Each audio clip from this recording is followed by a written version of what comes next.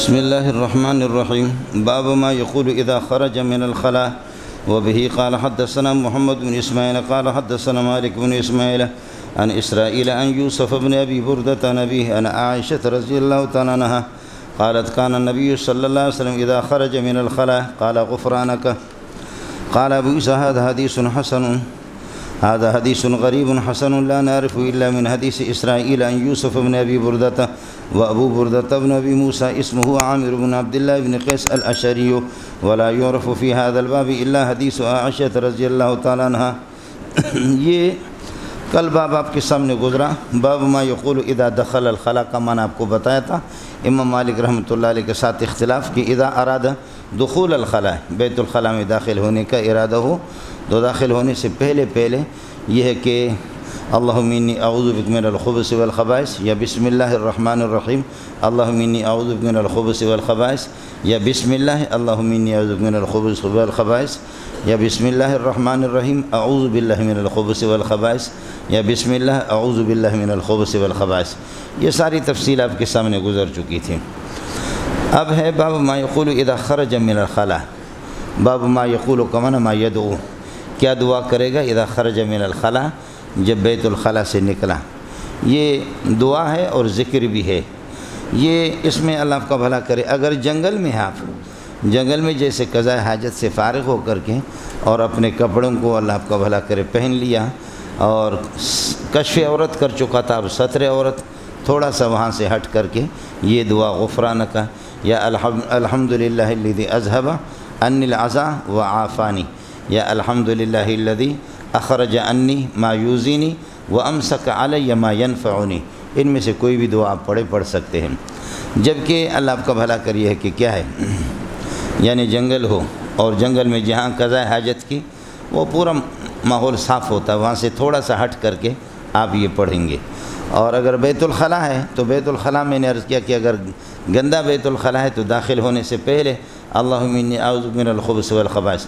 اور اگر بالکل صاف قسم کا میمن لوگوں کے بیت الخلاء ہے یا ہندوستانیوں کے تو بالکل صاف ہے، اندر اگر آپ داخل ہو گئے اور آپ کو یاد نہیں رہا میں نے نہیں پڑھی تو اس میں بھی پڑھ سکتے ہیں. اندر داخل ہو کر کے بھی اللہم انی اعوذ بک من الخبث والخبائث. لیکن گندگی کرنے کے بعد قضاء حاجت کے بعد وہ پورے بیت الخلاء میں گندگی پھیلتی ہے. واپس نکلتے ہوئے آپ نکلیں گے، حالانکہ وہ بیت الخلاء صاف ہے لیکن اس میں جو اس وقت جو زعفران کی خوشبو ہو گئی، ظاہر انسان نے اپنی صلاحیتوں کا مظاہرہ کر لیا جو کچھ اس کو کرنا تھا. تو آتے وقت اگر بیت الخلاء صاف ہے، باہر دعا نہیں پڑھی ہے تو اندر پڑھ سکتے ہیں. لیکن اب فارغ ہونے کے بعد وہ بیت الخلاء اس میں نہیں پڑھ سکتے، گندگی پھیلی رہتی ہے، اس لیے باہر نکل کر کے پڑھیں گے. یہاں بھی اسی طریقہ پر اللہ آپ کا بھلا کریے ہے کہ جاتے وقت یہ ہے کہ اس میں بیت الخلاء کے اندر نہیں پڑھ سکتے، چاہے بیت الخلاء صاف بھی ہو لیکن گندگی پھیلی رہتی ہے. یہ مسئلہ اس کا ہو گیا باب ما یقول اذا خرج من الخلاء.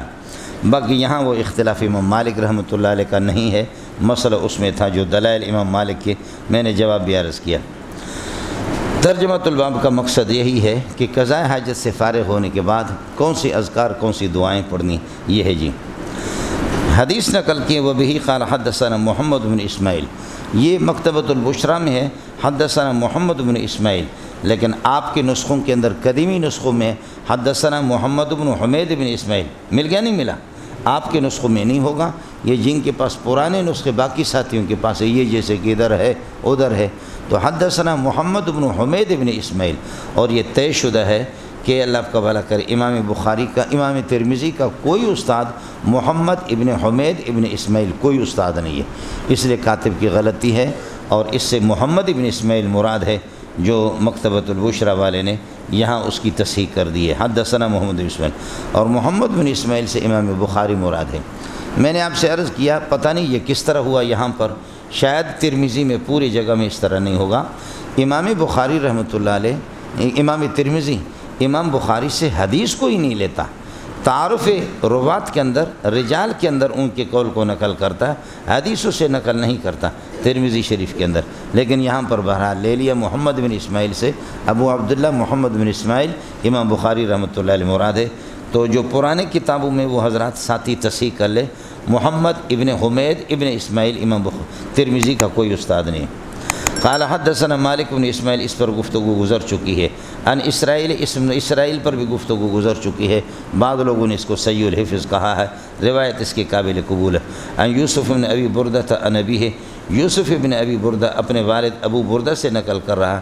ان عائشہ رضی اللہ تعالیٰ عنہ قالت کان النبی صلی اللہ علیہ وسلم اذا خرج من الخلاء، جب آپ صلی اللہ علیہ وسلم یہ ہے کہ خالی جگہ سے نکل جاتے. میں نے عرض کیا کہ خلا اگرچہ یہ مصدر ہے لیکن ظرف کے معنی میں ہے.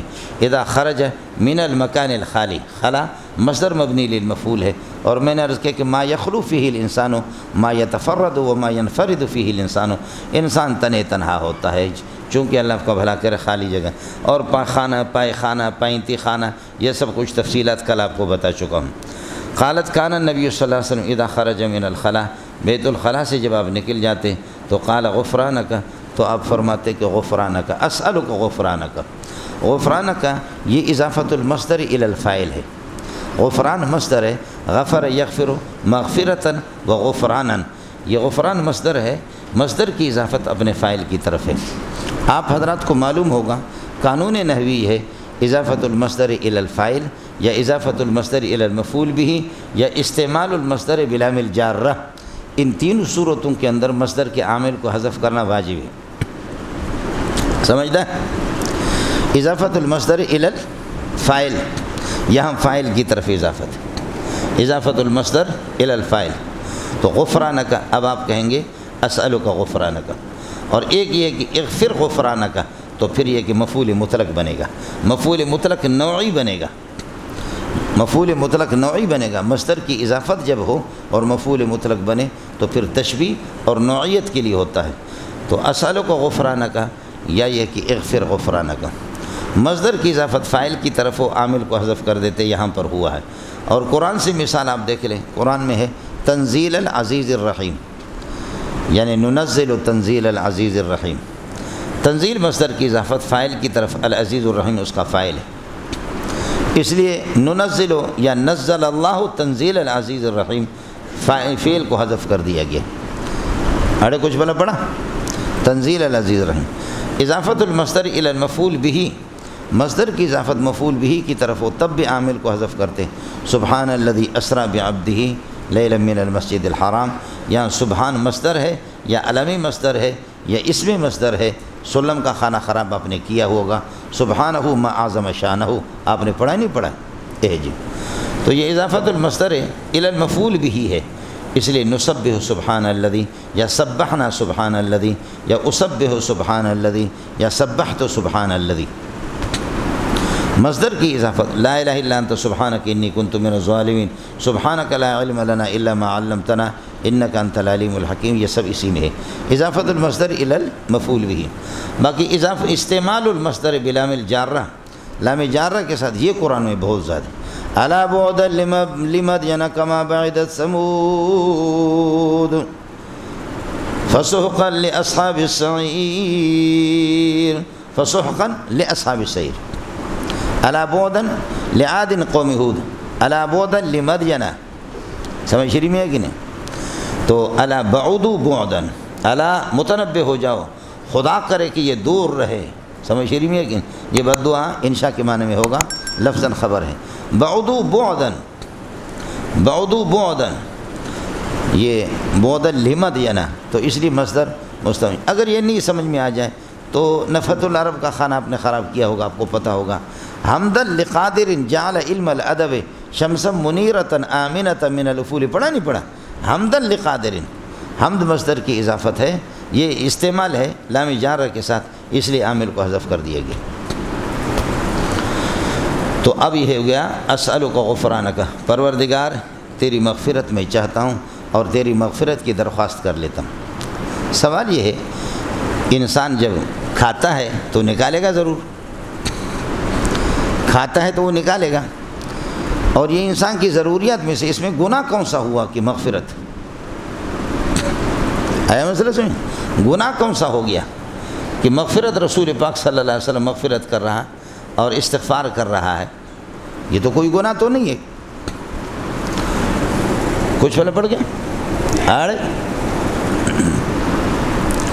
جواب یہ ہے کہ حضرت اقدس صلی اللہ علیہ وسلم، جیسے مسلم شریف کی روایت اور ابو داؤد کی حدیث میں امام مالک کی دلائل میں پیش کر چکا ہوں، کان یذکر اللہ فی کل احیانہ، آپ کا ذکر رہتا تھا، ذکر لسانی، زیادہ تر ذکر لسانی، ذکر لسانی آدمی کرتا تو قلب تو ویسے ہی متوجہ ہوتا ڈبل، لیکن اس مقام پر قضاء حاجت کے موقع پر آدمی ذکر لسانی نہیں کر سکتا، تو ذکر لسانی کا انقطاع ہوتا تھا، تو حضرت اقدس صلی اللہ علیہ وسلم اس کی تلافی کے لیے آپ صلی اللہ علیہ وسلم استغفار کر رہے اور مغفرت کی پروردگار اس وقت آپ کا اللہ کو بھلا کرے کہ آپ کا ذکر خیر میری زبان پر نہیں ہوا، یہ ناشائستہ اور اللہ آپ کا بھلا کرے نامناسب حالت ہے، گندی حالت ہے، تو اس لیے اس موقع پر میں نے، اگرچہ ہمارے علماء وہ لکھتے ہیں مولانا اور قاضی ایاز نے، ان حضرات نے، انہوں نے اجماع اس پر نقل کیا کہ ما خرج من بطونہم المبارکہ، نبی کے پیٹ سے جو کچھ نکلتا ہے وہ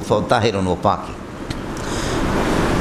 آیا مسئلہ سمجھیں، یہ پاک ہے، اس پر اجماع بھی قاضی ایاز نے نقل کیا ہے، اور یہ بھی روایت میں ہے مستدرک حاکم وغیرہ کے کہ آپ صلی اللہ علیہ وسلم اور اس طرح انبیاء کی جو قضاء حاجت یعنی فضلات، ما خرج من بطونہم المبارکہ، پیٹ سے جو کچھ نکلتا ہے تو تبتلعہ الارض، زمین فوراً اس کو نگل جاتی ہے اور اس سے خوشبو آتی ہے۔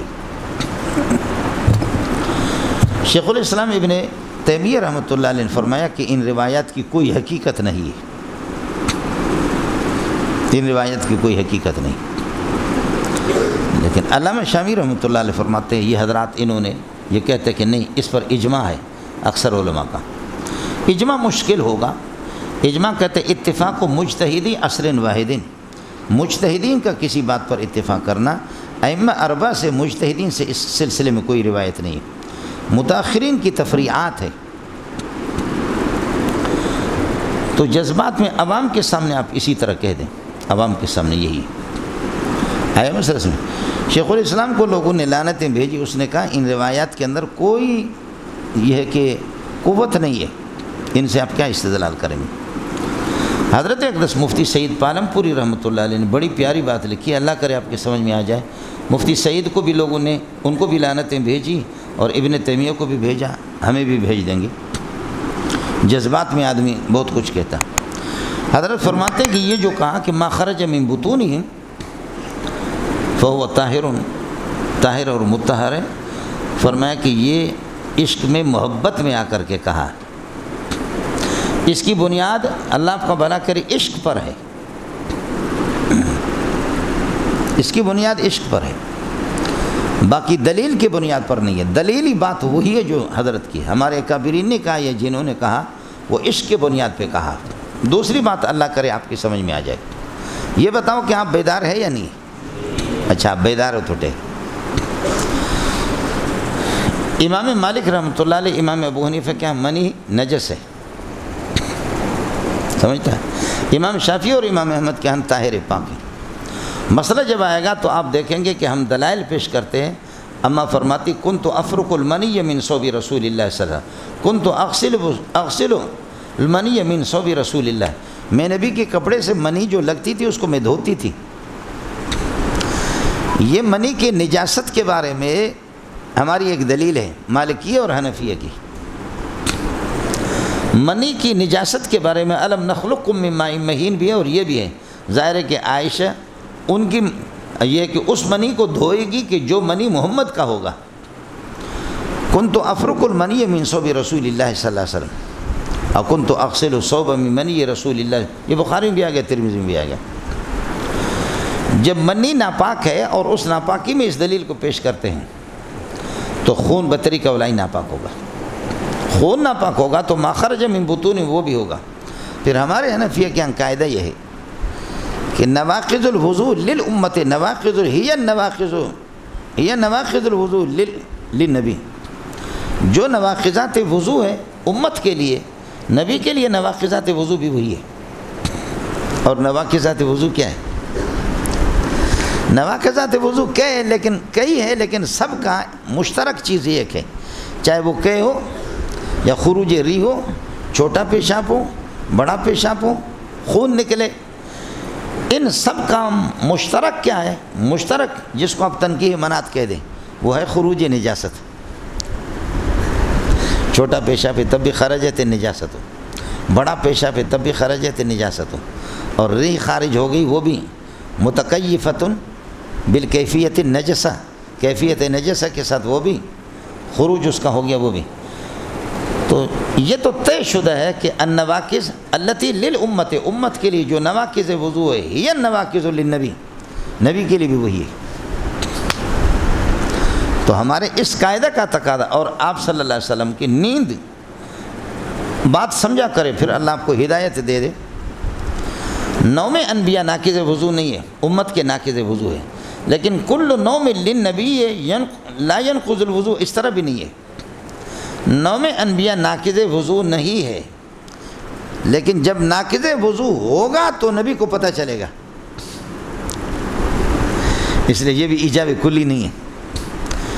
چنانچہ آپ نے سینکڑوں مرتبہ سو کر کے اٹھے پھر آپ نے وضو بنایا، جو بخاری مسلم ترمذی ابو داؤد، اور کئی دفعہ آپ نے نہیں بنایا. وہ بہت کم واقعات ہے کہ آپ نے وضو نہیں بنایا.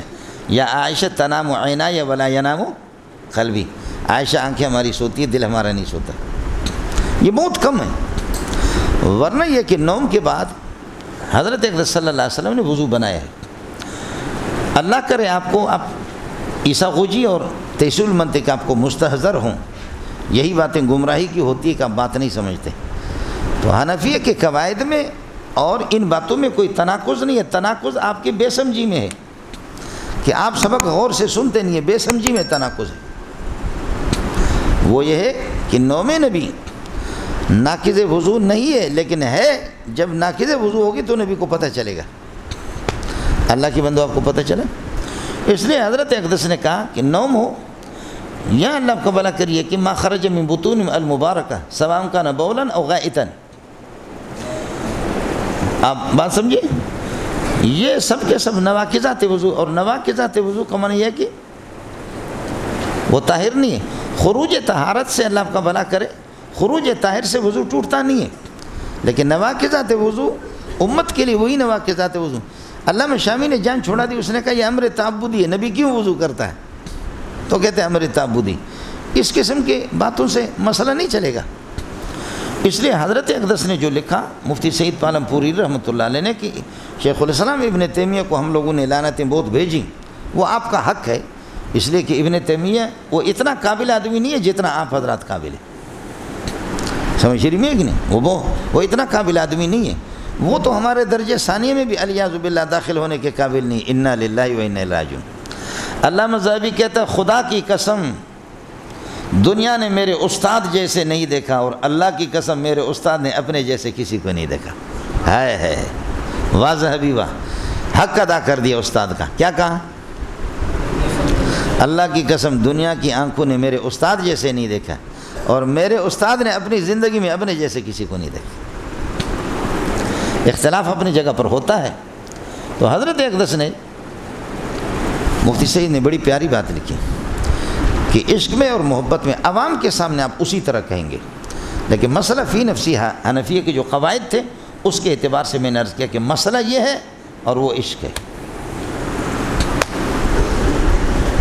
اب سمجھو، ذکر لسانی کا انقطاع ہوتا تھا تو ایسے موقع پر اس وجہ سے اللہ آپ کا بھلا کرے آپ صلی اللہ علیہ وسلم غفرانک اسألک غفرانک یا پڑھتے تھے. ایک دوسری بات یہاں یہ بھی نوٹ کر لینا، مغفرت اور معافی ہمیشہ گناہ پر نہیں ہوتے ہیں. مغفرت اور معافی کبھی اولا کو چھوڑ کر کے خلاف اولا کی طرف جانا، اس پر بھی مغفرت اور معافی کا لفظ استعمال ہوتا ہے. کیا عرض کیا؟ مغفرت اور معافی کا لفظ نبی کے لیے استعمال ہوتا ہے، وہ گناہ نہیں کرتا الیاذ باللہ، وہ تو معصوم ہے. لیکن نبی کے تمام اعمال افضل ہوتے ہیں، میرے اور آپ کے اعمال مفضول یا فاضل ہوتے ہیں. فاضل اور مفضول میرے لیے آپ کے لیے جائز ہیں، لیکن نبی کے لیے سمجھو کہ ناجائز ہے. نبی کے تمام اعمال اعلیٰ اور افضل ہوتے ہیں. کبھی نبی افضل کو چھوڑ کر کے فاضل کی طرف یا افضل کو چھوڑ کر مفضول کی طرف جاتا، امت اس کو گناہ نہیں کہہ سکتی، امت نہیں کہہ سکتی، وہ گناہ ہی نہیں ہے. لیکن نبی کے حق کے اعتبار سے اس کے لیے لفظ معافی کا اور استغفار کا استعمال ہوگا. چنانچہ شیعہ نے اعتراض کر دیا وزارت تعلیم میں 3 سال آپ کی طرف سے جا کر کے جنگ لڑتا رہا، سمجھے 3 سال. تو انہوں نے کہا کہ صحابہ پرلے درجے کے مجرم ہیں. وَلَقَدْ عَفَا عَنْكُمْ غزوہ احد میں فرمایا وَلَقَدْ عَفَا عَنْكُمْ وَاللَّهُ ذُو فَضْلٍ عَلَى الْمُؤْمِنِينَ، خدا نے تمہیں معاف کر دیا. مانا معافی تو اس وقت ہوتی ہے کہ پرلے درجے کا جرم ہو، لہذا صحابہ پرلے مجرم تھے تبھی تو لفظ استعمال ہو گیا ان کے لیے وَلَقَدْ عَفَا عَنْكُمْ وَاللَّهُ ذُو فَضْلٍ عَلَى الْمُؤْمِنِينَ. جواب میرا سن لینا. میں نے کہا عَفَا اللَّهُ عَنْكَ لِمَا أَذِنْتَ لَهُمْ، اس کو کیا کرو گے؟ آپ محروم ہیں، اس کو بھی نہیں سمجھے. عَفَا اللَّهُ عَنْكَ لِمَا أَذِنْتَ لَهُمْ، اس کو کیا کرو گے؟ نبی کو کہا تم نبی پرلے درجے کا مجرم ہے. کہنے لگے کہ اس اعتراض کا جواب آپ سنیے، آپ کو بھی دینا پڑے گا مجھے بھی دینا پڑے گا. میں نے کہا تو جواب دینا اس وقت تو صحابہ پر.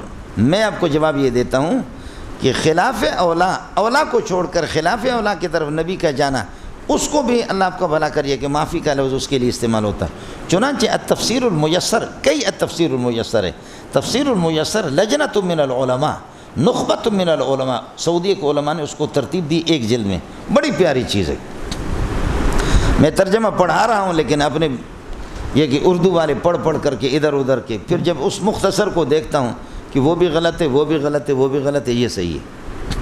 عرب ہے مولوی صاحب، بڑا اچھا کام کیا انہوں نے. وہ جلالین والا کام نہیں ہے، بڑا پیارا کام. التفسیر المیسر، التفسیر المیسر نخبۃ من العلماء ان کی بھی ہے. التفسیر المیسر دکتور عائض القرنی کی بھی ہے. التفسیر المیسر الواضح ان کے آپ کے محمد علی صابونی کی بھی ہے. لیکن خیال کر لینا میں التفسیر المیسر لجنۃ من العلماء اس کی بات کر رہا ہوں. اس نے عفا اللہ عنک لما اذنت لهم کے تحت لکھا ہے کہ اولا کو چھوڑ کر کے خلاف اولا کے لیے بھی معافی کا لفظ اور استغفار کا لفظ استعمال ہوتا ہے. سب کو سبحان اللہ. اس لیے نبی نے کوئی جرم نہیں کیا. ایک تو یہ کہ ذکر لسانی کا انقطاع ہو گیا غفرانہ کا کہا. دوسرا یہ کہ یہ خلاف اولا کہہ دو اس کو، سمجھو گناہ ہی نہیں ہے. خلاف اولا نبی کے سارے اعمال اولا ہوتے ہیں، یہ خلاف اولا تب بھی آپ نے غفرانہ کا استعمال کیا.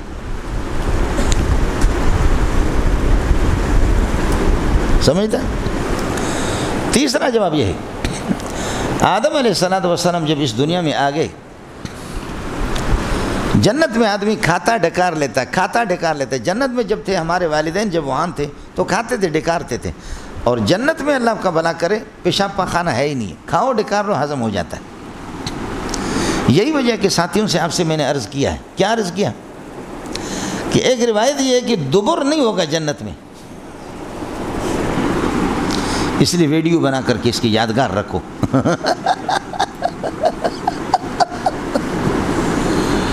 سمجھ رہی ہے کہ نہیں؟ دبر نہیں ہوگا اس لیے کہ جب اس کا کام نہیں ہوگا تو اس کو رکھنے کی ضرورت کیا ہے؟ کام کیا ہے اس کا؟ داخل کو خارج کر لینا. بولو داخل کو خارج کر لیں تو وہاں خروج کا مسئلہ نہیں ہوگا. سمجھے؟ یہ بین اس طرح ہوگا جیسے 4 مہینے کے بعد بچے کے جان میں روح ڈل جاتی ہے، اور اماں جی کا خون اس کے لیے غذا بنتا ہے. روزانہ 5 قطرہ یا 10 قطرہ یا 20 قطرہ یہ بچہ اس کو پیتا ہے. یہ پیشاب کہاں کرتا ہے؟ نہ چھوٹا پیشاب کرتا ہے نہ بڑا کرتا ہے. اگر اتنا بھی وہ کرے نا تو ماں مر جائے. 9 مہینے میں اس بچے کو نکلنا ہے، 4 مہینے کے بعد روح آ گئی اس میں. روزانہ اتنا خون تو پیتا ہے نا اماں کا. حیض کا خون اب بند ہو جاتا ہے حمل کے دوران، وہ بچے کی غذا بن جاتی ہے. یہ بچہ پیشاب پاخانہ جب ماں کے پیٹ سے پیدا ہوتا ہے آدھا پونا گھنٹے کے بعد اتنا پیشاب پاخانہ کرتا ہے، شروع ہوتا ہے اس کا سلسلہ. سوال یہ کہ یہ 9 مہینے میں کیا کیا اس نے؟ آپ کو سمجھا ہے؟ جواب یہ کہ وہ معصومیت کا عالم ہے، وہاں پر بچے معصوم ہوتے ہیں. اور یہ دارالفساد کا، دارالفساد میں پیشاب پاخانہ یہ گند کا ہے، علاقہ ہے گند. دنیا کا معنی دنی یا ذلیل، دنیا دنی اور دنیا کا معنی قریب. کئی معنی آپ کو بتائیں. یہ دنیا ذلت والی جگہ ہے، یہاں پیشاب پاخانہ. وہ عصمت والی جگہ ہے، وہاں بچہ کچھ نہیں کرے گا. اور آخرت میں بھی اسی طریقے کچھ نہیں ہو، کھاؤ ڈکار لو. آپ کو اردو سمجھ میں آگئی نہیں آگئی؟ آدم علیہ السلام جنت میں کھاتے تو یہ چیز انہوں نے دیکھی بھی نہیں تھی. یہاں دنیا میں جب آ گئے یہاں پر مسئلہ کھائے پیے تو کھانے پینے کے بعد پھر قضاء حاجت کی جب نوبت آ گئی تو فأحس الرائحۃ الکریہۃ، رائحہ کریہ آپ نے محسوس کیا تو آپ نے کہا غفرانک، وہ تو جنت سے نکالا تھا شیطان نے، تو حضرت نے فرمایا غفرانک۔ اور سورہ انعام کے اندر آیت آ گئی ہے اولئک الذین ھدی اللہ فبہداہ مقتدی، 18 نبیوں کا تذکرہ کر دیا، انبیاء سارے کے سارے آپ ان کی پیروی کرو۔ تو ابا جی نے جب غفرانک پڑھا تو ہم بھی کہیں گے غفرانک، سب کہو سبحان اللہ۔ خلاصہ یہ نکلا کہ حکایتاً و نقلاً عن سیدنا آدم علیہ السلام، یہ غفرانک اصل میں حقیقت میں آدم علیہ السلام کی اقتداء اور پیروی ہے حضرت کے نیے، اور آدم نے اس بنیاد پہ پڑھا۔ چوتھا مسئلہ یہ مولانا، چونکہ دوسری دعا جیسے آپ الحمدللہ الذی اذھب عنی الاذی، شکر ہے اس خدا کا، یہاں حمد شکر کے معنی میں، الشکر للہ الذی اذھب عنی الاذی، اس خدا کا شکر ہے کہ جو گند مجھ سے نکالا، سمجھ، وعافانی، مجھے عافیت دی۔ اس لیے کہ یہ اگر پھنس جائے، بولو یہ پھنس جائے تو یہ اس پر جب نعمت منعم نعمت کرے، منعم جب نعمت کرے تو اس کا شکر ادا کرنا چاہیے، سمجھ شریف میں ہے کہ نہیں ہے؟ اس کا شکر ادا کرنا چاہیے۔ تو اب ظاہر ہے کہ گند کو نکالا اور اس کو رکھا، اخرج انی ما یوزینی وامسک علی ما ینفعنی، جو فضلات تھے نقصان دہ ان کو نکال دیا اور جو نافع ان کو جسم کے اندر باقی رکھا، اس پر مجھے شکر ادا کرنا ہے۔ میں شکر کا حق ادا کر نہیں پاتا، میری کوتاہیاں، اپنی اس کوتاہی پر کہہ رہا ہوں غفرانک اسألک غفرانک۔ کس کو سمجھ میں آ گیا؟ یہ چوتھی بات ہے کہ گند کو نکالا اور نافع کو میرے لیے رکھا، زار کو نکالا نافع کو رکھا، اس کا شکر میں ادا نہیں کر سکتا، شکر میں کوتاہی ہو رہی ہے، اس کوتاہی پر میں کہتا ہوں غفرانک اسألک غفرانک، مغفرت کی درخواست کرتا ہوں، بھیک مانگتا ہوں، میرے پاس تو کچھ نہیں، میں شکر ادا نہیں کر پا رہا، یہ میری کوتاہی ہے۔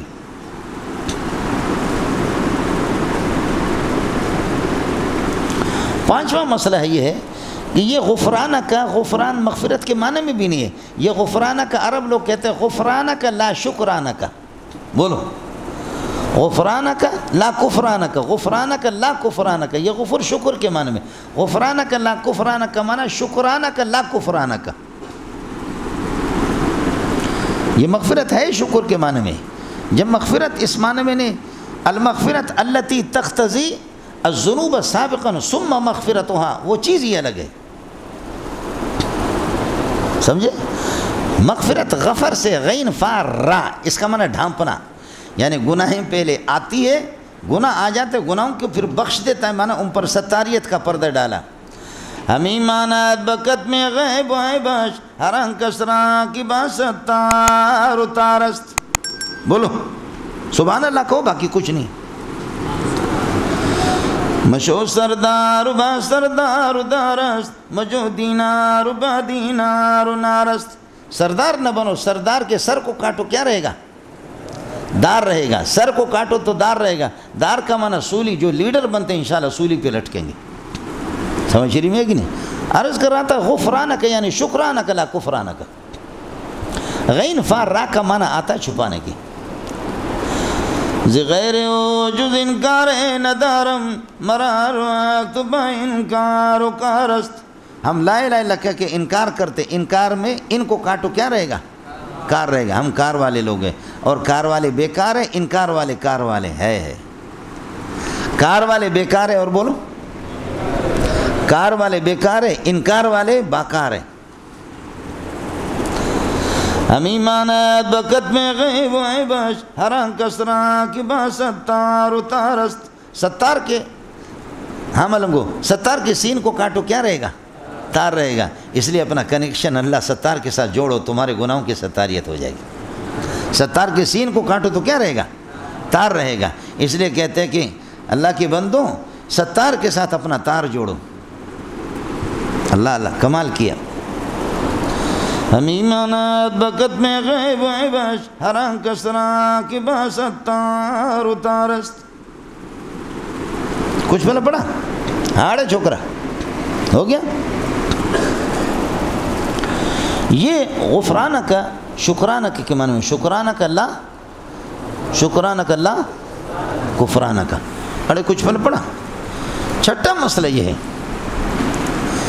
کہ نجاست حسیہ کو دیکھ کر جب پیٹ سے نکلتے ان میں بدبو ہوتی ہے، تو اس سے نجاست معنوی، وہ گناہ جو مجھے اور آپ کو نظر نہیں آتے، ان کی بدبو اس سے بڑھ کر ہے۔ اس لیے شاہ عبدالعزیز اس طرح نہیں ملتا تھا علماء سے، آنکھیں نیچے ہوتی تھیں، آنکھیں بند ہوتی تھیں۔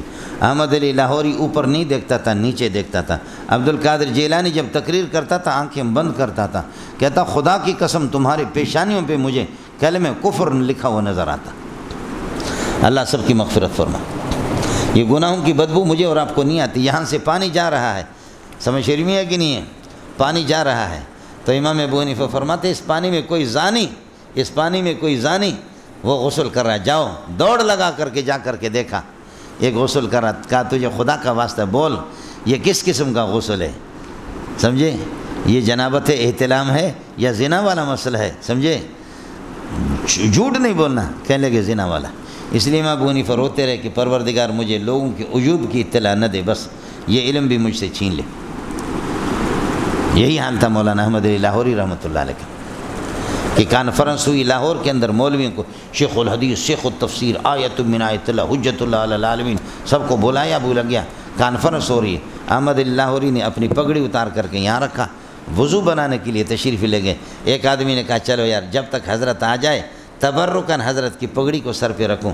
سر پہ جب پگڑی بھی رکھا تو دیکھا یہ تو پہلے انسان تھے، اب کوئی بندر ہے، کوئی خنزیر ہے، کوئی کتا ہے، سمجھے؟ رونے لگے، فوراً اس کو اتارا۔ احمد علی لاہوری آ گئے، کس لیے رو رہے؟ کہا حضرت گستاخی کہ آپ کی اجازت کے بغیر آپ کی پگڑی میں نے اپنے سر پہ رکھا، لیکن جو انسان ہے، کوئی مولوی ہے، کوئی امام ہے، کوئی خطیب ہے، کوئی قاری ہے، کوئی مجوید، وہ سارے جانور نظر آ رہے ہیں۔ احمد علی کے آنسو آ گئے، فرمایا کہ آپ آج دیکھ رہے، میں زمانے سے دیکھ رہا ہوں، آپ آج دیکھ رہے ہیں۔ شاہ عبدالعزیز آنکھیں بند کرتا تھا۔ عبدالقادر جیلانی رحمۃ اللہ علیہ کے الفتح الرحمانی آپ پڑھیں، کہتے ہیں اللہ کی قسم آنکھیں بند کر کے تمہاری پیشانیوں پہ کلمہ کفر مجھے نظر آ رہا ہے۔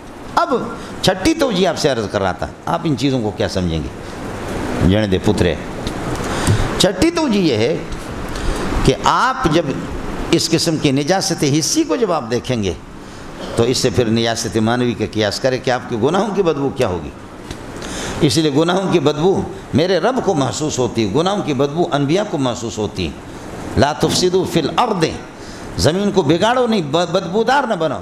فاسد کہتے ہیں بدبودار سالن کو کہتے ہیں، سالن کے اندر جب بدبو پیدا ہوتی ہے وہ فاسد ہو۔ لا تفسدوا فی الارض بالشرک وبالبدعات وبالخرافات وبالزنا وبالخمر، ان سے زمین کو بدبودار نہ بناؤ۔ بعد اصلاح بالتوحید، جبکہ انبیاء نے خوشبودار بنایا توحید سے۔ مصلح انبیاء ہے، مفسد مشرکین ہیں اور گناہ گار لوگ ہیں۔ لا تفسدوا فی الارض بعد اصلاح بالتوحید، انبیاء نے جب ان کو وہ کر دی۔ یہ 6-7 توجیحات ہو گئی، سمجھ رہی میں کہ نہیں؟ اس کے بعد ٹیٹ رہیے گا، چلیے۔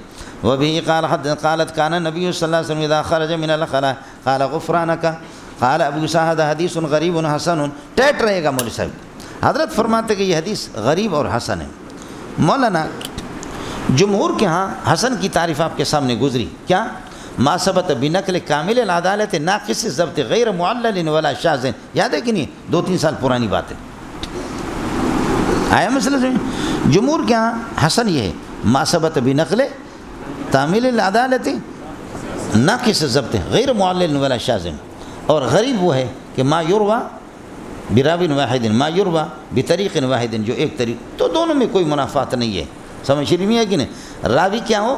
راوی اللہ کا بھلا کرے ناقص ضبط بھی ہو اور ایک ہی بھی ہو، ایک طریق سے وہ روایت مروی ہو، بات ختم۔ غریب بھی ہے اور حسن بھی ہے۔ نظراً الی نقصان ضبط ہی، نقصان ضبط کو دیکھو وہ حسن ہے، اور اللہ آپ کا بھلا کرے فرد واحد ہے تو اس اعتبار سے وہ غریب ہے۔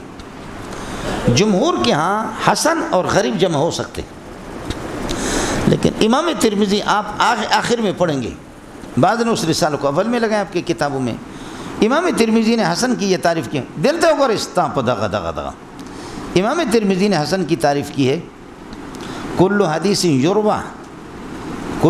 یروى لا يكون في اسناده من يتهم بالكذب، سمجھے؟ ولا يكون شاذا ويروى من غیر وجہ، یہ 3 چیزیں۔ کل حدیث یروى لا يكون في اسناده من يتهم بالكذب، اس کی سند کے اندر کوئی متہم بالکذب جھوٹا نہ ہو۔ دوسرا لا یکون شاذن، شاذ نہ ہو، یہ سب کچھ آپ کو بتا چکا ہوں، شاذ بھی نہ ہو۔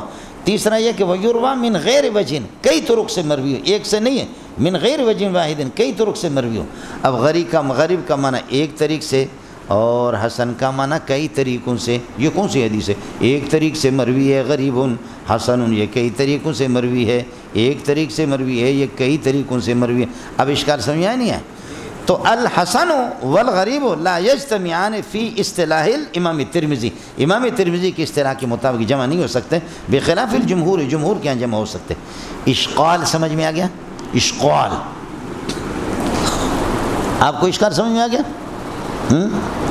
جواب یہ ہے کہ جی، جواب سمجھو، جواب یہ ہے کہ جناب یہ اس حسن کے بارے میں صرف اکیلا حسن امام ترمذی نقل کرے۔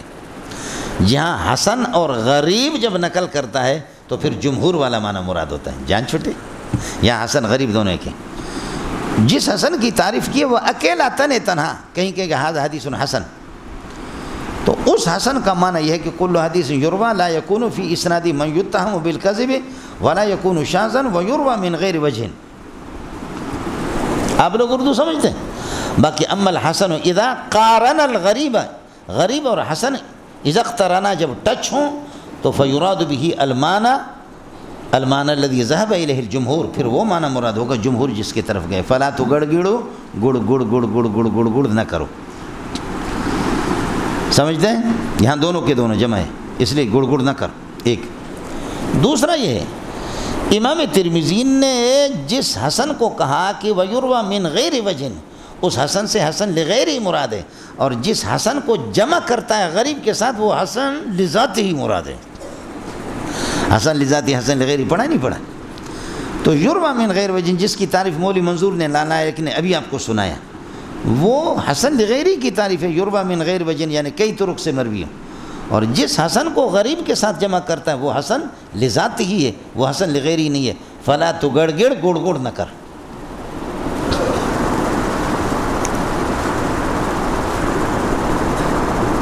تیسرا یاد کر لینا، تیسرا یہ کہ غریب کے تین معنی ہیں۔ ایک غریب وہ حدیث ہے جس کا مدار اس راوی پر، ایک راوی پر ہو، یہاں وہ معنی مراد نہیں۔ غریب وہ ہے جس کا مدار ایک طریق پر، ایک راوی پر ہو، یہ غریب حسن کے ساتھ یہاں جمع نہیں ہوا۔ جس حسن کو امام ترمذی کہتا ہے کئی طریقوں سے مروی ہو، یہ غریب اس کے ساتھ جمع نہیں ہوا۔ غریب کے دو معنی اور ہیں۔ ایک معنی غریب کا یہ کہ کئی اسانید سے، متعدد طرق سے مروی ہو لیکن ایک سند کے اندر کچھ زیادتی ہو، بالکل خاص قسم کی ایک زیادتی ہو۔ دوسرا یہ کہ غریب وہ ہے کئی طریقوں سے مروی ہو لیکن متن کے اندر کوئی زیادت ہو کہ عام اسانید کے اندر وہ نہیں ہے، تو اس میں تعدد طرق تو ہے، یہ حسن کے ساتھ جمع ہو سکتے ہیں۔ اور حسن کا معنی بھی ہم نے ترمذی کی اصطلاح میں بتایا، وہ یروى من غیر وجہ۔ آپ کو سمجھ میں نہیں آیا؟ غریب کا ایک معنی یہ کہ مدار صرف ایک راوی پر ہو، یہ معنی غریب حسن کے ساتھ جمع نہیں ہو سکتا۔ کس حسن کے ساتھ؟ وہ حسن کے یروى من غیر وجہ، اس کے ساتھ جمع نہیں ہو سکتا۔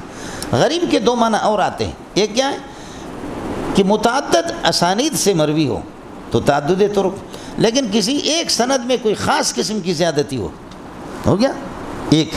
دوسرا غریب کا معنی متعدد اسانید سے ہو لیکن کسی ایک متن کے اندر باقی متون کی مطابقت ہے لیکن ایک متن میں خاص قسم کی زیادتی ہے، تو اس میں تعدد طرق تو دونوں میں ہے، تعدد تو یہ غریب ان دونوں معنی کے لحاظ سے دوسرے تیسرے معنی کے اعتبار سے حسن کے ساتھ جمع ہو سکتے ہیں۔ فلا تو گڑگڑو، لہذا گڑ گڑ نہ کرو۔ کس کو سمجھ میں آ گیا؟ امتحانی جگہ ہے، امتحانی جگہ ہے، امتحانی جگہ ہے، امتحانی جگہ ہے، امتحانی جگہ ہے، امتحانی جگہ ہے، امتحانی جگہ ہے، امتحانی جگہ ہے۔ رسول اللہ نعرف الا من حدیث اسرائیل عن یوسف بن ابی بردہ، یوسف بن ابی بردہ اسرائیل کے حوالے سے حدیث مروی ہے۔ وہ ابو بردہ بن موسیٰ، اسم ابو بردہ کنیت ہے، اس کا نام ہے عامر، اسم عامر بن عبداللہ بن قیس۔ یہ ساری چیزیں امتحان میں پوچھتے ہیں کہ ابو بردہ کنیت ہے، نام کیا ہے؟ اب ہے ولا یعرف فی ھذا الباب الا حدیث عائشہ، دیکھیے صرف ایک حدیث، جبکہ اس کی عادت ہے 16-17 میں نے اس کی خصوصیات آپ کو بتائیں۔ وفی الباب گنواتا ہے، ادھر تو کوئی فی الباب ہے ہی نہیں ہے، کہتے ہیں اس باب میں صرف یہی حضرت عائشہ کی ایک روایت تھی، میرے پاس اور کچھ نہیں ہے۔ حصر کے ساتھ کہتے ہیں اللہ کا ما بعد، ما قبل ما بعد میں حصر منحصر ہوتا ہے۔ جواب یہ ہے کہ یہ امام ترمذی کی اپنی دانست ہے، اپنی تحقیق ہے، اپنا بھاگ دوڑ ہے، ورنہ اس بارے میں 5 صحابہ سے وفی الباب میں روایتیں موجود ہیں۔ حضرت انس ہے، حضرت ابو ذر ہے، حضرت ابن عمر ہے، حضرت سہل ہے، اور رجل من اصحاب النبی صلی اللہ علیہ وسلم جس کا نام معلوم نہیں ہے، اور جہالت الصحابی لا تضر فی صحت الحدیث، صحابی اگر معلوم بھی نہ ہو، صرف ایک آدمی کہتا ہے، تابعی کہتا ہے انہ سمع رجلا من اصحاب النبی صلی اللہ علیہ وسلم، تب بھی حدیث ٹھیک ٹھاک ہے۔ تو 5 آدمی ہو گیا، انس ہو گیا، ابو ذر ہو گیا، ابن عمر ہو گیا، سہل ہو گیا، اور رجل من اصحاب النبی صلی اللہ علیہ وسلم۔ واقول قولی ھذا واستغفر اللہ لی ولکم ولسائر المسلمین واستغفروا۔